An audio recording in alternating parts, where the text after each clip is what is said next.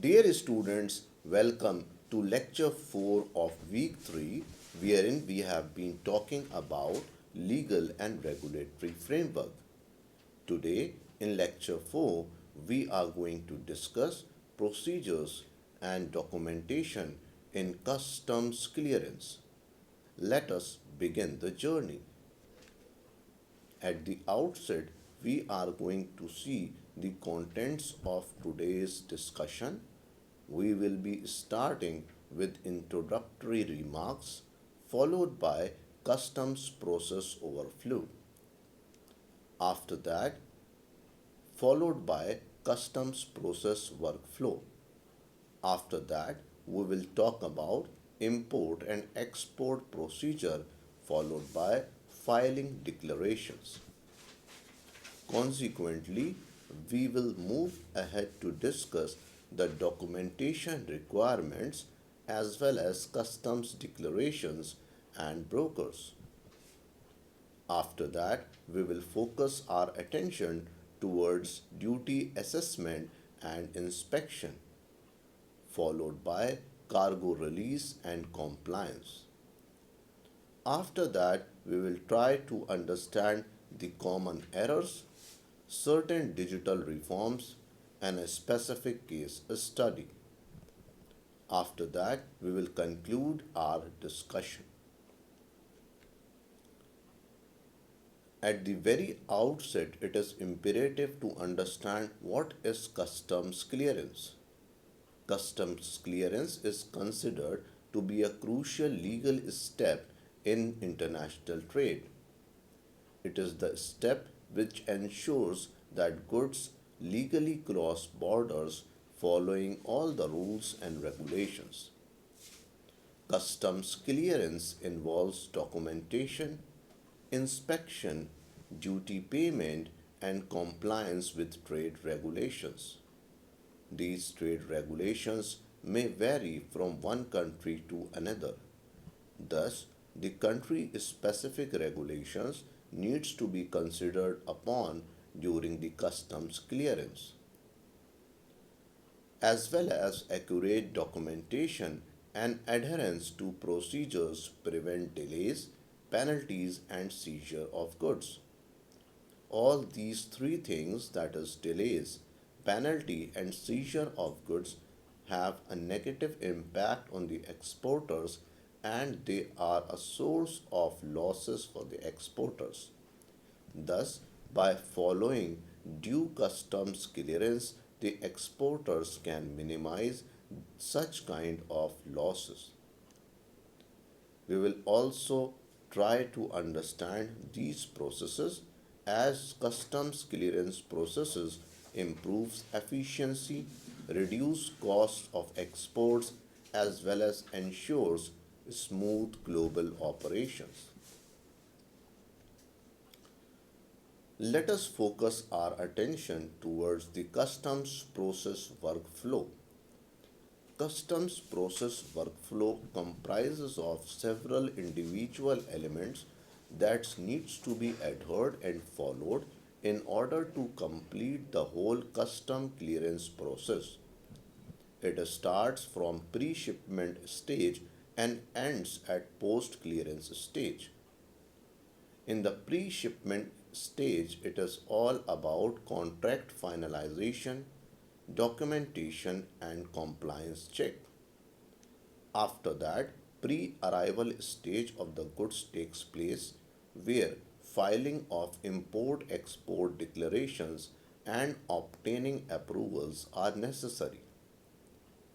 After this, customs processing starts where risk assessment happens, inspection is done, and duty calculation is performed. These measures help to understand that what needs to be done in terms of monetary value for customs clearance. Subsequently, cargo release stage starts where duty payment is made, clearance issues is done, and cargo exit happens. Finally, the post clearance stage starts wherein the exporters can claim duty drawback, They can go with audit compliance and record maintenance. Each stage of customs process workflow involves a specific set of documents, procedures, and authorities. Let us now focus our attention towards import procedure. Import procedures starts from pre-arrival and and end at post clearance. In the pre-arrival stage, there is an issue of secure export import code. Every importer has to secure the code of the goods. They have to present the import license and ensure that correct harmonized system classification is presented to the authorities. The second step is manifesting of the filing. The carrier of goods submits import general manifest before vessel arrival. This is an important document through which the goods can be further supplied to the real receiver. After this manifest filing, the stage of bill of entry comes, where bill of entry document is filed. The importer files online declaration with invoice, packaging list, and other necessary documents. Once this stage ends, the next stage of assessment and duty calculation starts. The customs, through its officers, verifies the classification, valuation, and tariff rate. After that, examination of the goods takes place where risk based inspection or physical check happens, and if anything serious is found out, it is flagged by the customs authorities. The penultimate stage is of duty payment and out of charge. In this stage, after payment, goods are released into the domestic market. Finally, the stage of post clearance comes in where record keeping and reporting obligations are met. Dear students, let us now focus on export procedure. Export procedure also starts from pre-shipment and ends at post-exports. In the pre-shipment stage, there is a requirement of obtaining export-import code for the goods, export licenses, and complete quality inspections. After that, the stage of filing export general manifest comes in, wherein the EGM is filed by shipping line before cargo departure from the country or the port. Consequently, filing shipment bill stage comes where exporter files digital declaration with invoice, packing list, etc. After that, the customs assessment stage start. In this stage, the customs check product classification, eligibility for incentives, and other restrictions, if any. After that, it comes to the stage of examination where physical verification of goods for shipment happens. The penultimate stage is the stage where let export order happens. This is issued by customs allowing shipment to leave the country. The final stage is the post-export stage where the exporters can apply for incentives such as duty drawback or export promotion benefits. Now let us focus on understanding the filing declarations. The first filing declaration is Bill of Entry. Bill of Entry is a legal declaration submitted for imported goods.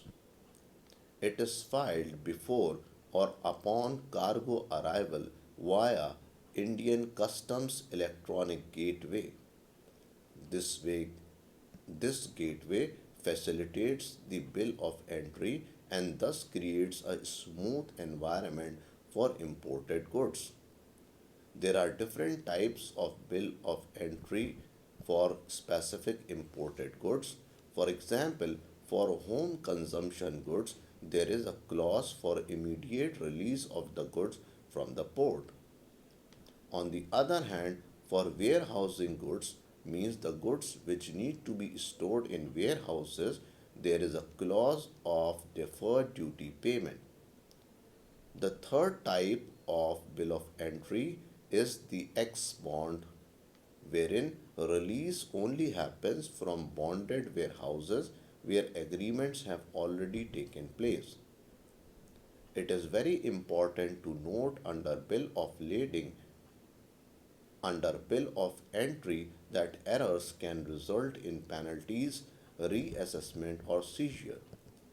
Thus, in order to avoid all these penalties and seizures, the businessman should pay heed to all these classification and thus can assure minimizing the losses.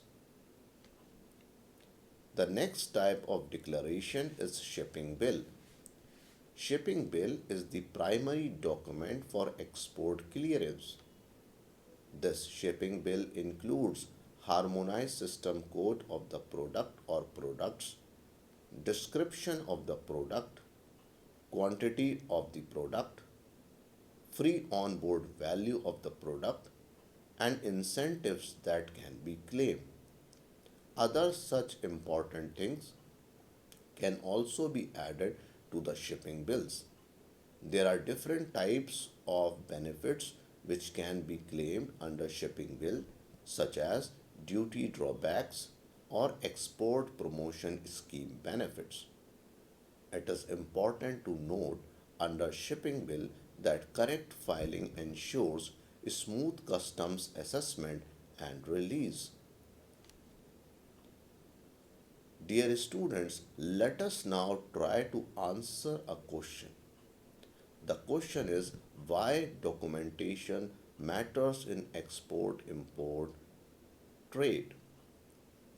At the outset, it is important to highlight that documentation is the backbone of customs clearance.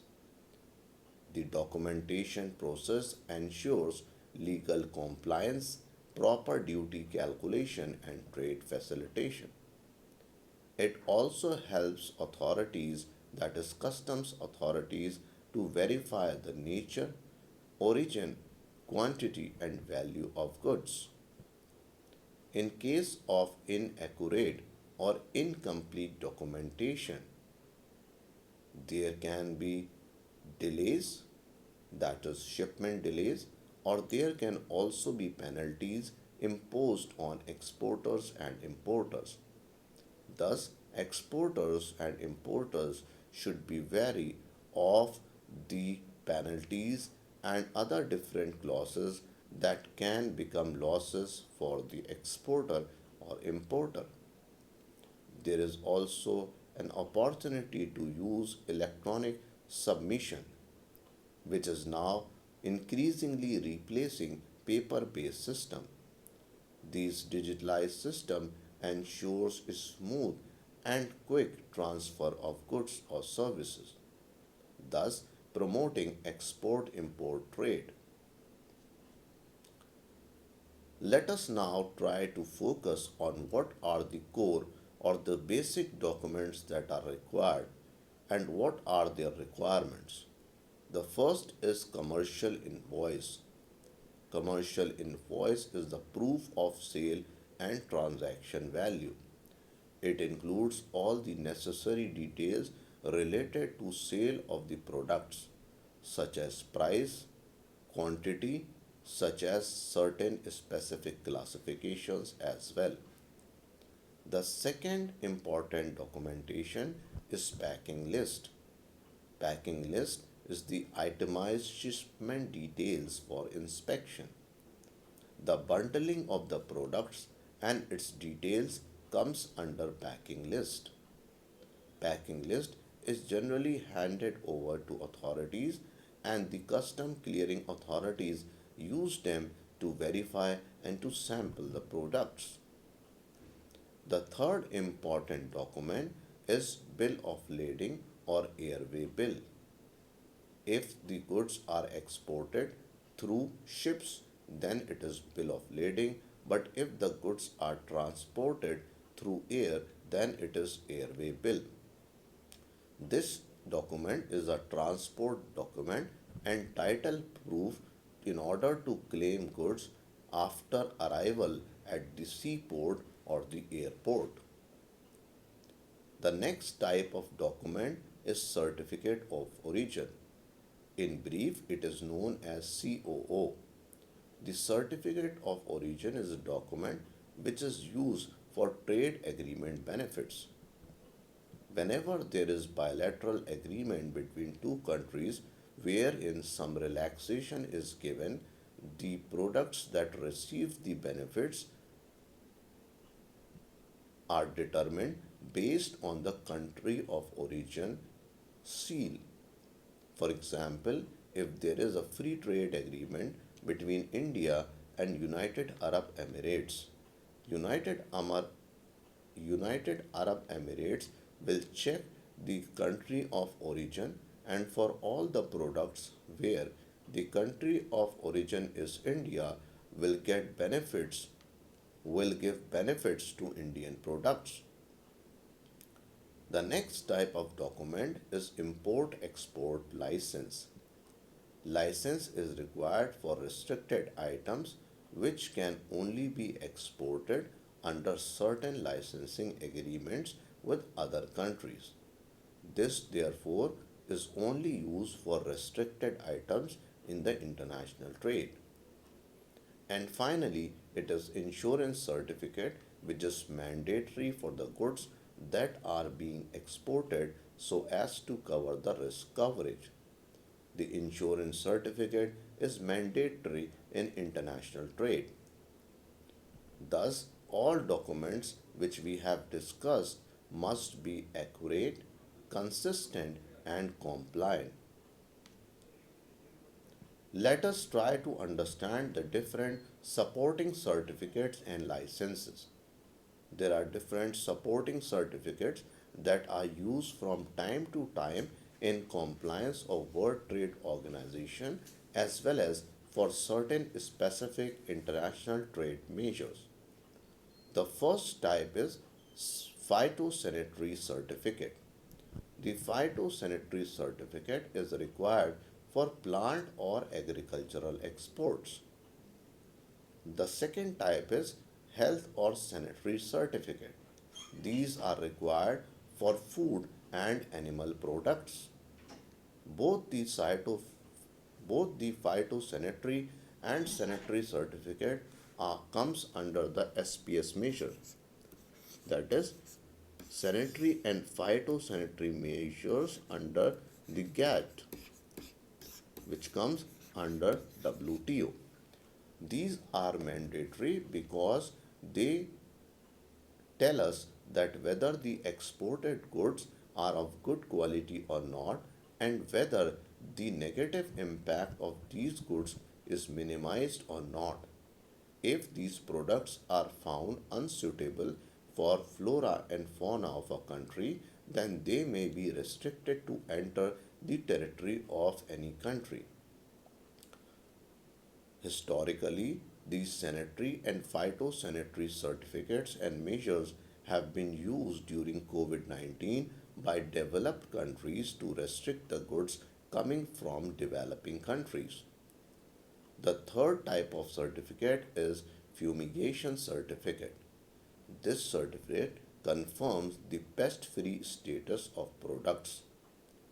Some of the goods that are being exported to other countries may be produced or may include certain pests.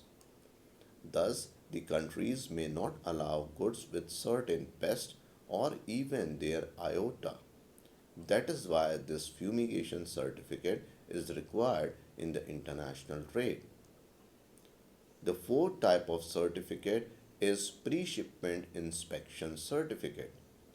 This certificate ensures quality compliance of the goods in accordance with the standards that are being set in a foreign country. Finally, we have the Dangerous Goods Declaration Certificate, which proves and which is used for hazardous cargo. Hazardous goods can also be supplied under strict monitoring, and therefore they require a specific additional certificate which is known as the Dangerous Goods Declaration Certificate.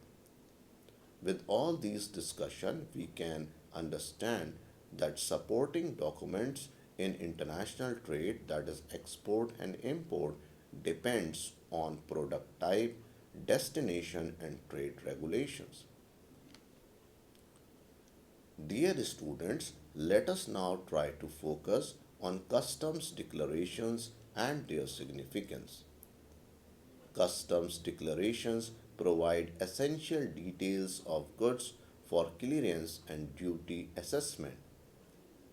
They help authorities verify classification, value, origin, and compliance with trade laws. There are certain key declarations that are widely used in exports and imports. They are Bill of Entry, which is used in imports. This particular document is filed by importer with information such as product, harmonized system code, and value. The second type of declaration is shipping bill, which is used in export. This declaration document is filed by exporter with product details and incentives that are attached to the product. Another type of declaration is IGM or EGM, which is Import or Export General Manifest. This declaration document is submitted by carriers before import and after export. Thus, we can identify that accurate, timely declarations ensure smooth clearance and prevent penalties or delays in export-import trade. Let us now try to understand that what is the important role of customs brokers, also known as clearing house agents, that is CHA. Customs brokers are the licensed professionals who handle documentation, duty calculations, and communication with customs. These brokers ensure timely submission of declarations and compliance with laws. Not only this, but customs brokers reduce procedural errors and expedite the clearance in terms of exports and imports. These custom brokers are governed by Customs Brokers Licensing Regulation known as CBLR. Custom brokers are essential for businesses new to international trade or for handling complex shipments.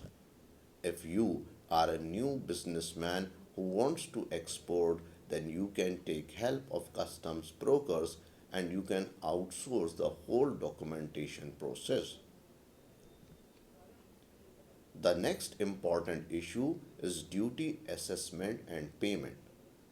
Customs calculates duties based on the accessible value, classification of the goods, and applicable tariff rates to those goods. The components of duty assessment includes basic customs duty, integrated goods and services tax, single window system, anti-dumping duty, countervailing duty, etc. Importers must pay duties before clearance, while exporters may claim refunds or duty drawbacks for their exported goods. It is important to note that accurate valuation ensures correct duty payment and avoids disputes. The important thing in export import trade is to minimize the disputes because disputes not only delay export and imports but they also create an environment of distrust in the international trade.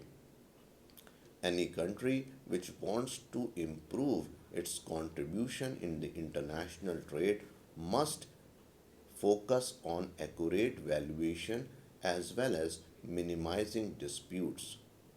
Duty assessment is one of the criteria where most of the disputes comes into play. At times, these disputes become so much important that they fail to resolve at the national level and then they go towards the WTO dispute settlement mechanism where a lot of time and delay where a lot of time is wasted and because of delay there is loss of the valuation of the goods as well as it creates a distrust in the international trade scenario. Thus, the use of new technologies is also playing a very important role. The usage of electronic payment system has simplified the duty settlement process. Thus, duty payments have become easier, simple and quick in terms of how they would be paid and when they would be paid. Even the record keeping has become easier because of the digitalized system of payments. Let us now talk about the risk based inspection and cargo examination. These risk based inspection and cargo examinations are generally physical in nature. It is done to check the quality of the products, to check even the product itself and whether they are in accordance with what the documents are telling. There are different ways in which this risk inspection and cargo examination happens. The first is risk management system. The risk management system assigns cargo to different risk categories and the insurance premium is based on the risk category of the products. A product with higher risk category or a cargo with higher risk category will have higher insurance premium in comparison to a cargo with low risk category. The second is the risk channel. These channels are the automatic clearance wherein minimal inspection happens. These are those products that do not require thorough checking and where sanitary and phytosanitary issues also do not pop up. The third inspection way is yellow channel. Yellow channel is where document check only happens. Means there is no need for physical examination of the goods because the goods that are being exported are not hazardous and there is no consideration for any fraud or any type of mismanagement. The fourth type is red channel where there is so much risk associated that proper physical examination is required for the products. For all the risky products, including the hazardous products, this red channel examination happens. What is the risk criteria? Risk criteria depends on product type, country of origin, importer or exporter track record. Let us now try to understand the cargo release and post clearance compliance. There are three ways through which cargo release and clearance compliance happens. The first is out of cargo, wherein final import clearance is given to the goods. The second is let export order, where authorization is given for export shipment. And third is post clearance audit, where custom authorities may review transaction after clearance. The important takeaway is that proper record keeping for at least 5 years is mandatory for audit readiness. Let us now try to understand that what are the common errors and, and delays in export import. The first is incomplete or incorrect documentation. If the documentation are incomplete or inaccurate, this may lead to suspicion. Thus, there can be extra physical verification and checks which will ultimately delay the supply of the goods to the international market. The second is wrong tariff classification or valuation errors. If the goods are wrongly classified under the harmonized system codes, then the tariff duties that are being imposed will also be wrong. This will lead to again confusion and there will be delays in the exports. The third is failure to obtain required permits, certificates, or licenses. If there is a requirement for permits or certificates or licenses, and if they have expired by the exporter or they are not present, then also the goods may not leave the port, thus, the exporter may face huge losses. The fourth is late duty payment or missing deadlines. Once duty payment is delayed or deadlines for the duty payments are missed, there can be extra penalty on the delayed amount based on the hourly charges. This may be an extra burden on the pockets of the exporter and may incur and result in huge losses. Thus, such kind of late duty payments must be avoided by the exporter. And finally, we can understand that proactive compliance and coordination with the custom house agents can prevent most delays. Thus, coordination is very important with the custom house agents. Let us now try to see the recent reforms and digital initiatives in export import. The export import documentation has become more digitalized in the era of technology. We have faceless assessment where remote evaluation of documents happens for faster clearance. This reduces the time required in procedural manners. The second is Torrent Customs. These are fully paperless clearance processes which also speeds up the exports. The third is AEO, that is Authorized Economic Operator. Under this AEO, there is priority clearance for trusted traders. Means the exporters who have been doing exporting for a long period of time and whose worthiness is assured, they can get priority clearance. The fourth is eSanchit, which is a government initiative where online document uploading and storage helps to minimize the procedural delays.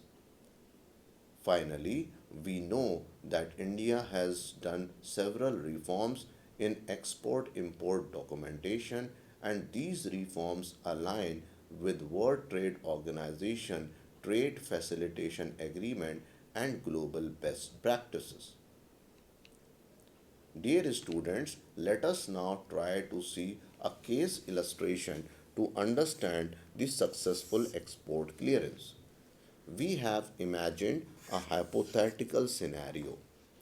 The scenario is an Indian pharmaceutical exporter has faced custom delays and high cost for extra staying time of the goods on the ship. The reason being there is incomplete documentation and lengthy manual checks by the custom officer.